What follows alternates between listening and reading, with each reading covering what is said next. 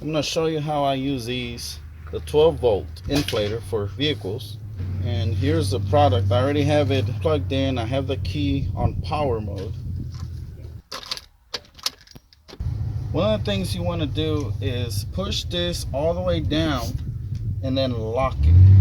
You don't want to lock it and then try to hold it with your hand. That's not going to work. That's going to build up too much pressure on the pump and could cause some problems. All right, so you can, after you do this, you're ready to power on. Now, it's going to take a few minutes. It's not going to be fast. These things are slow.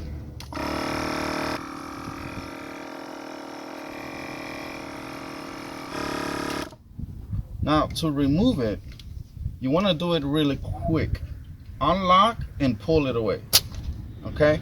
It kind of pops out, but you don't want it sitting there because it's going to make it leak air. See that? Another thing to remember is you really want the car to be on. Unless it's like me, I just wanted to add 10 pounds. I don't have to worry about turning on the power. But if you're doing from 0 to 40 pounds, then you're probably going to have the car on so you won't drain your battery. Without the power on, it's already showing me the pressure.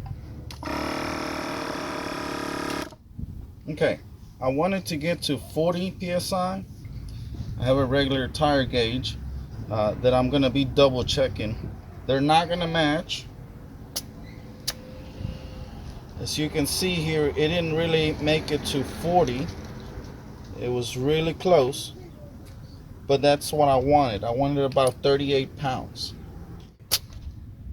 And of course, this went back to 0. Want to put your cap back. Always put this cap back. If you don't have one, just buy a set. They're real cheap plastic ones, but it keeps all this mud and debris from going in the valve.